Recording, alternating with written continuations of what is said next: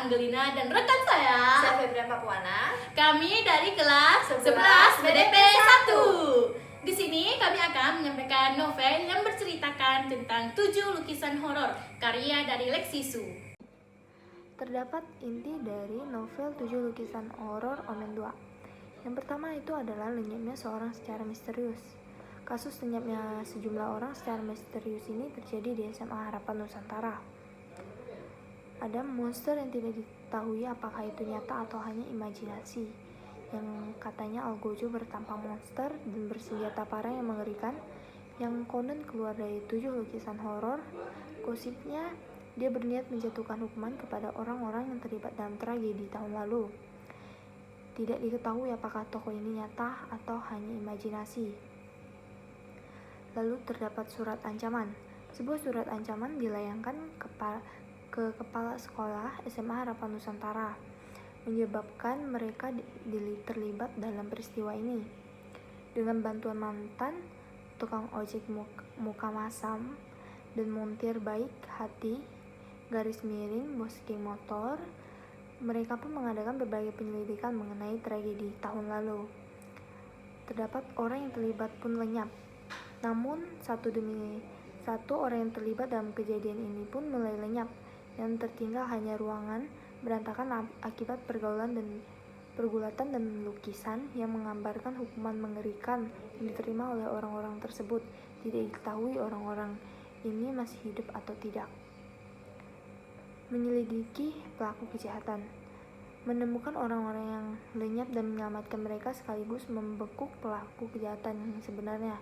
Hal ini dilakukan oleh Erika Guru dan Valeria Guntur. Selanjutnya ada penyebab hal tersebut terjadi. Semuanya ini berawal dari Valeria menempelkan sebuah penawaran di papan mading. Penawaran itu adalah penawaran bagi siapa yang tidak bisa memecahkan misteri bisa menghubungi 2 GNG, Guru dan Guntur. Nama belakang Erika dan Valeria.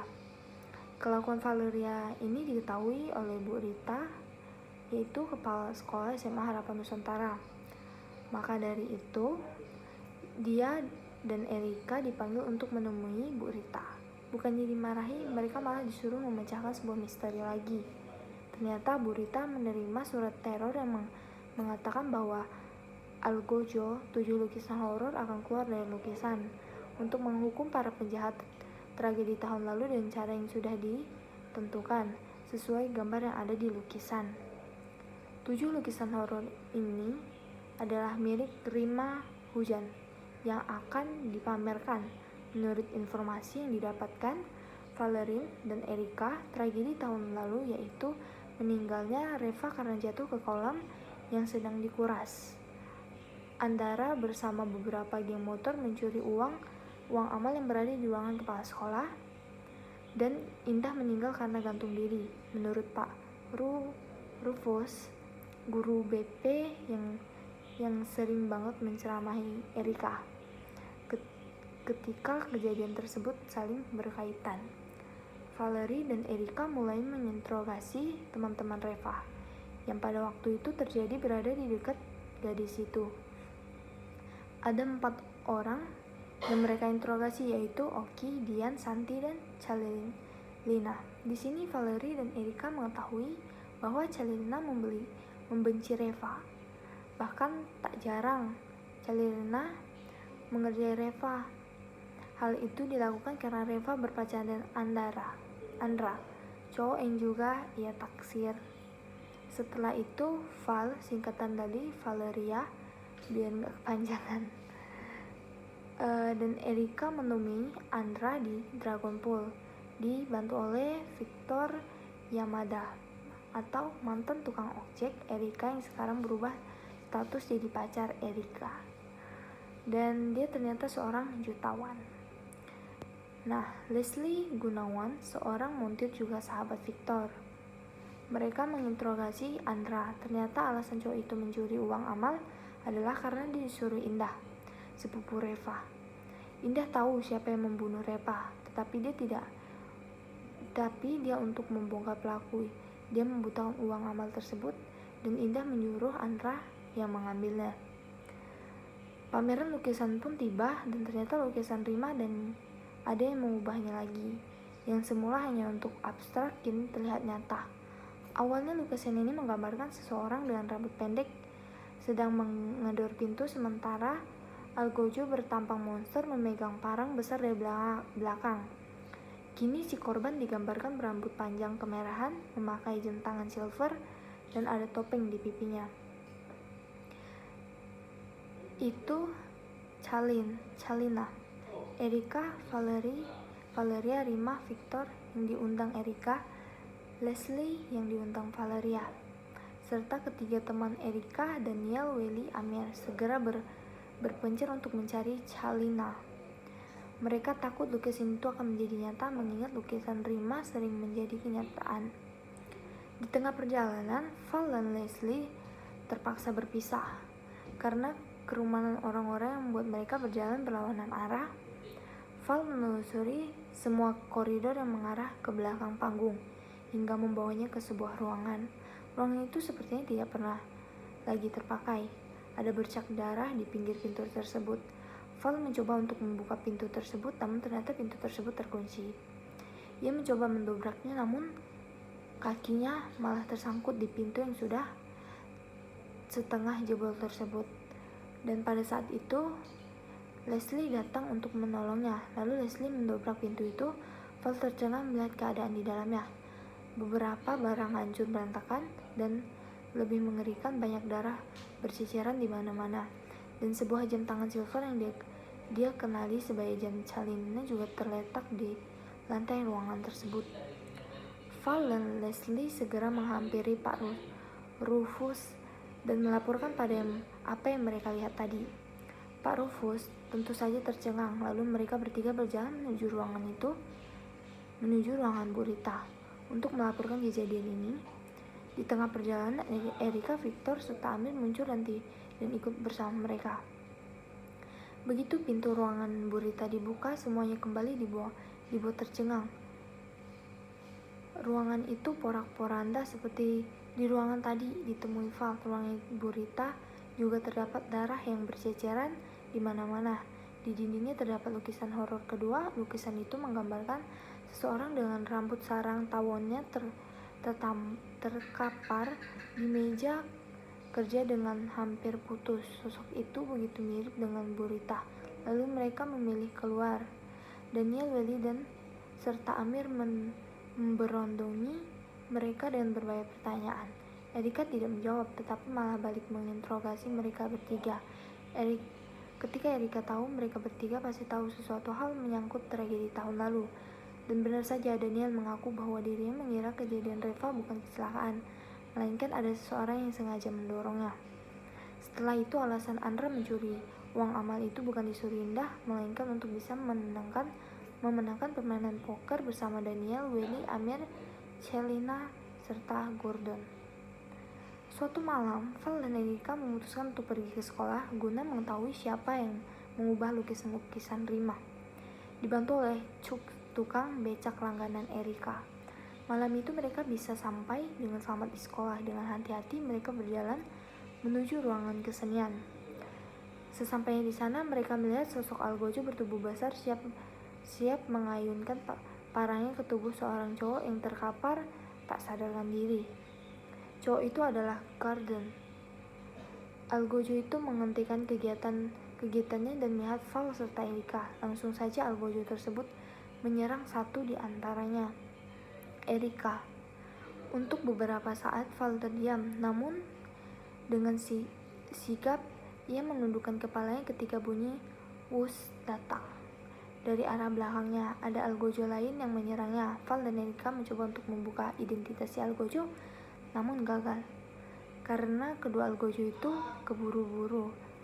Val sempat melihat sepatu yang digunakan salah satu Algojo tersebut berwarna hijau dan bergambar burung di pojok ruangan. Pemandangan yang mencolok menyita perhatian mereka berdua. Lukisan horor ketiga menggambarkan seorang dan kaki yang diputuskan. Itu Garden. Keesokan paginya mereka dikejutkan oleh 3 lukisan horor yang terpajang di lapangan basket sekolah. Lukisan teratas menggambarkan seorang dengan tangan diikat dan kepala siap dibelah oleh si Algojo. Dan seseorang itu sangat mirip dengan Daniel. Lukisan berada di tengah menggambarkan orang yang kepalanya benamkan ke dalam air, sementara parang si Algojo menempel di lehernya.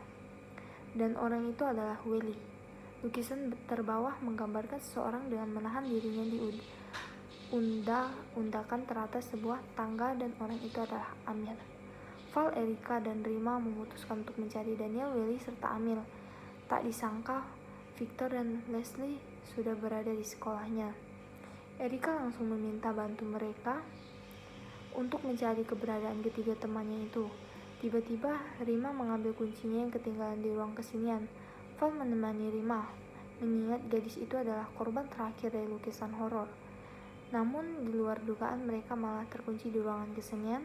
Di dalam ruangan itu terdapat Algojo yang sedang menatap Val, dan dari balik topeng musang berbulunya.